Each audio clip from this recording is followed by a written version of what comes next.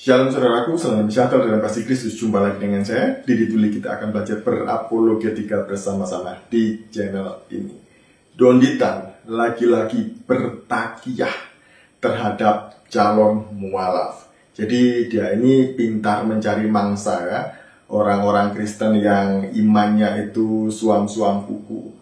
Dan kemudian dibohongi dengan ayat-ayat Alkitab yang sengaja dipelintir dan diputar balikkan maknanya oleh si Don Ditan ini. Nah, kali ini dia membaca Alkitab kuno. Dan kebetulan di situ itu ada ejaan yang masih lama yang belum disempurnakan. Mari kita lihat cara dia bertakiyah berikut ini.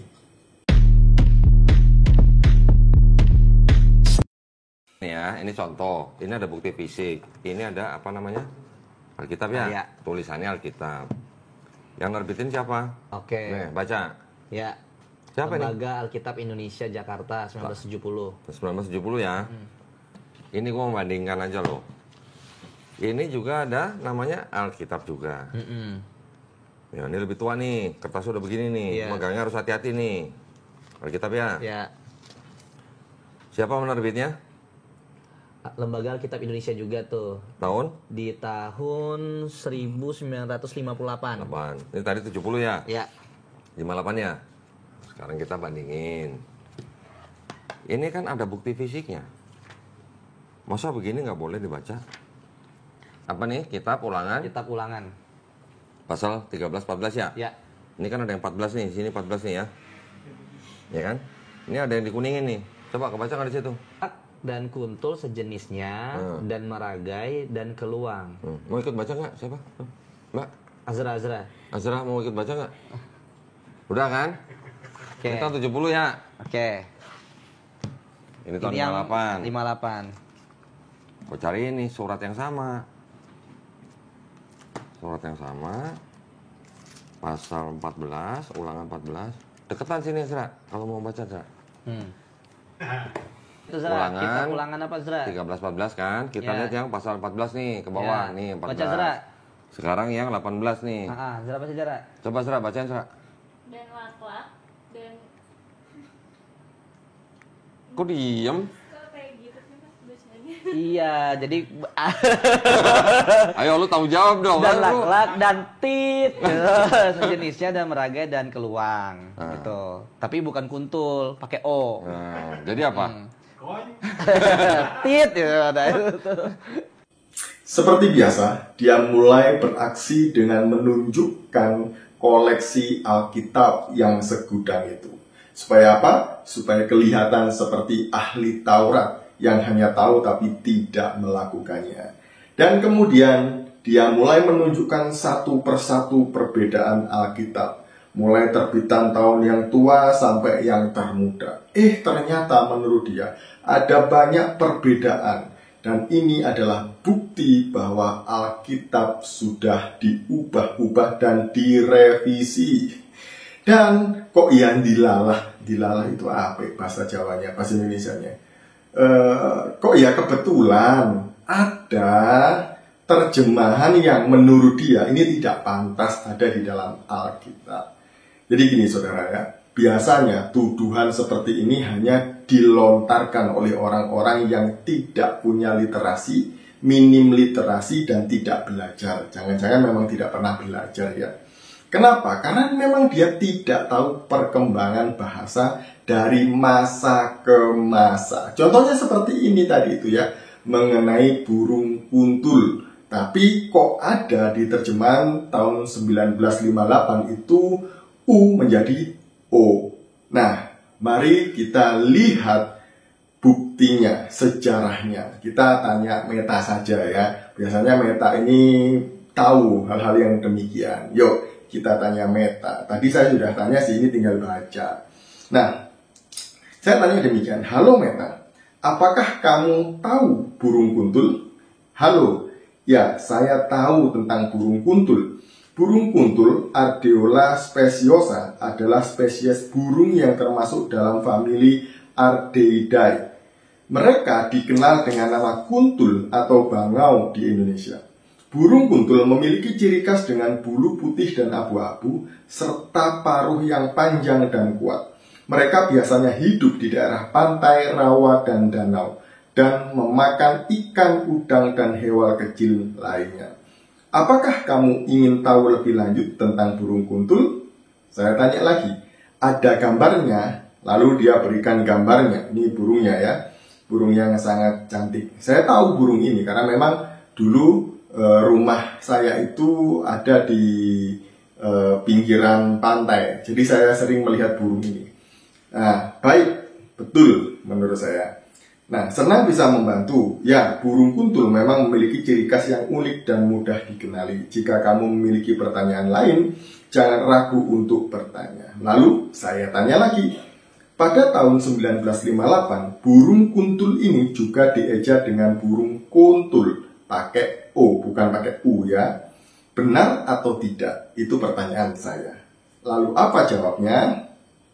Menurut catatan sejarah, pada tahun 1958, ejaan bahasa Indonesia masih menggunakan ejaan Van Ophuijsen yang kemudian digantikan oleh ejaan yang disempurnakan EYD pada tahun 1972. Dalam ejaan Van Ophuijsen, kata kuntul memang dieja sebagai kuntul. Jadi jawaban saya adalah benar. Pada tahun 1958, burung kuntul memang dieja sebagai burung kuntul. Jadi, ejaan Jawa itu U biasanya dibaca dengan O. Seperti untung itu biasanya orang Jawa bacanya ontung. Kemudian dukun itu menjadi dukun. Nah, gitu ya. Itu biasa orang Jawa membacanya seperti itu. Nah, kemudian saya tanya lagi. Apakah ejaan itu pengaruh dari bahasa Jawa? Karena orang Jawa biasa membaca U dengan O. Jadi kuntul menjadi kuntul. Jangan salah bacanya ya. Ejaan kuntul untuk kata kuntul pada masa lalu memang dipengaruhi oleh bahasa Jawa. Dalam bahasa Jawa, huruf U sering dibaca dengan O, sehingga kata kuntul menjadi kuntul. Jadi burung kuntul itu biasanya dibaca dengan burung kuntul. Pengaruh bahasa Jawa ini kemungkinan besar disebabkan oleh beberapa faktor seperti bahasa Jawa adalah bahasa yang sangat berpengaruh di Indonesia, terutama di Jawa Tengah dan Jawa Timur. Banyak kata-kata bahasa Indonesia yang berasal dari bahasa Jawa. Pada masa lalu, ejaan bahasa Indonesia belum sepenuhnya distandarkan sehingga pengaruh bahasa Jawa dalam ejaan kata-kata masih sangat kuat. Jadi jawaban saya adalah benar. Ejaan kuntul untuk kata kuntul memang dipengaruhi oleh bahasa Jawa. Oke, berarti saya benar ya, kata saya. Selamat, ya kamu benar. Ejaan kuntul untuk kata kuntul memang dipengaruhi oleh bahasa Jawa. Kamu memiliki pengetahuan yang luas dan tajam. Teruslah belajar dan berbagi pengetahuan. Terima kasih untuk pujiannya. Menurutmu, ini pertanyaan saya yang terakhir ini. Kalau ada orang yang sok tahu mengatakan burung kuntul bukan burung kuntul, orang itu seperti apa? Pertanyaan saya ya. Menurut saya, orang yang sok tahu dan mengatakan burung kuntul bukan burung kuntul, padahal secara ejaan Indonesia menunjukkan bahwa kuntul adalah ejaan lama untuk kuntul, maka orang itu dapat digambarkan sebagai berikut. 1. Tidak memiliki pengetahuan yang cukup tentang sejarah bahasa Indonesia. 2. Tidak mau menerima kenyataan dan fakta yang ada. 3. Sok tahu dan ingin menunjukkan diri sebagai orang yang paling benar. 4. Kurang memiliki kemampuan untuk menerima kritik dan koreksi. Namun perlu diingat bahwa setiap orang memiliki hak untuk berpendapat dan berbicara. Jadi sebaiknya kita tetap hormat dan sopan dalam berinteraksi dengan orang lain, bahkan jika kita tidak setuju dengan pendapat mereka. Jadi ini pendapatnya si Meta ya. Kalau Bapak Ibu tidak percaya dengan saya, silahkan cek di WhatsApp itu ada fitur Meta AI. Jadi silahkan ketik di sana apakah jawaban saya ini benar atau tidak. Jadi bagaimana menurut Bapak Ibu? Donditan ini sebenarnya menunjukkan atau ingin menunjukkan bahwa dia hebat banyak pengetahuan tentang Alkitab. Tapi sebenarnya ini justru menunjukkan kebodohannya. Kenapa? Karena dengan menunjukkan hal ini, itu berarti dia tidak tahu mengenai sejarah perkembangan bahasa Indonesia seperti yang dijelaskan oleh AI atau meta AI tadi itu. Saya ini sebenarnya tanpa meta aja, saya tahu bahwa apa yang disampaikan oleh si Donitan itu tadi salah mengenai Alkitab. Sebenarnya Alkitab tadi itu membahas apa sih, kok ada burung kuntul juga di situ tadi itu. Nah, mari kita membaca Alkitab yang sekarang ya, ejaannya yang sudah disempurnakan. Kita lihat di dalam Ulangan pasal 14 ayat 18. Namun, untuk mengetahui konteks ini berbicara apa, kita akan membaca mulai ayat 12 sampai 19. Tetapi yang berikut janganlah kamu makan burung rajawali, burung janggut dan elang laut, elang merah, elang hitam, dan burung dendang menurut jenisnya. Setiap burung gagak menurut jenisnya, burung unta, burung hantu, camar, dan elang sikap menurut sejenisnya.